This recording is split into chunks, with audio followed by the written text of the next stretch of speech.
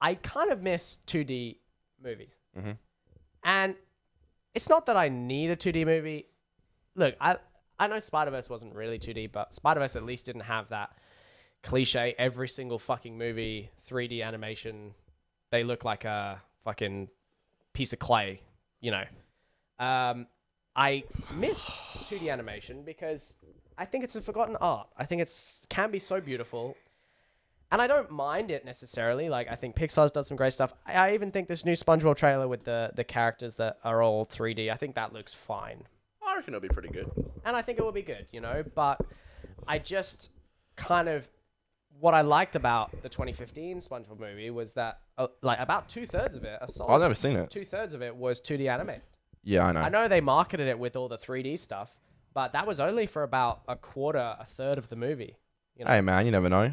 I really, really hope that they whip out a bit of 2D animation just for a treat, you know, just for the fans, just for the people who grew up with that shit. And then you've got the Scooby-Doo thing, which is obviously such a... They both look the exact same. That's what I mean. Like, and Scooby-Doo is such Aren't they both icon. Paramount, though? Because Huh? aren't they both Paramount?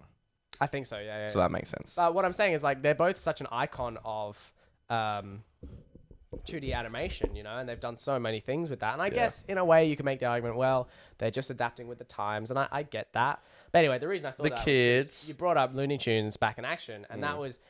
I know a lot of nowadays, I suppose they don't really do it that much, but they do, like, you know, the Smurfs or even that Doolittle with Robert Downey Jr., where they do people interacting with animation, but it's 3D animation. So it doesn't really feel like... Whereas back in action, Looney Tunes back in action was the last time that it was live action interacting with 2D animation, which I think is it's such an interesting... Yeah. And Who Framed Roger Rabbit is such a... Well, back in action was a big deal back in the day. It was. I'm not saying it's a good movie. Yeah, look, unfortunately... There's a difference between a good film and it being Back in Action is ambitious. not a great movie. Who Framed Roger Rabbit, I think, is phenomenal. Like, Yeah. Like, you know...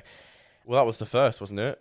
Yeah, it was. The first like live action cartoon. It's a shame because arguably it's sort of the first and last Blackberry Schnapps. No, the first and last like good blend of live action and 2D animation. I don't know if if a studio will ever do that again, because I just don't think they're going to put in the... Hey, what about Doolittle? Yeah, you're right. How could Doolittle not be like that? Sorry. Don't diss the Doolittle. We've got Who Framed Roger Rabbit here. And then Doolittle's. And then Doolittle's way up here, yeah. So, sorry. We got to give respect where respect is due, to be fair. Downey is Doolittle. That's the best part. Downey is Doolittle. You know... Those 5-second little tries at the beginning fucked me off. That basically the title of the movie was his contract. He was like, I'll be in this movie as long as I have to do little. Downey is obliged to be in this movie. Downey owes us his fucking likeness. We own Downey.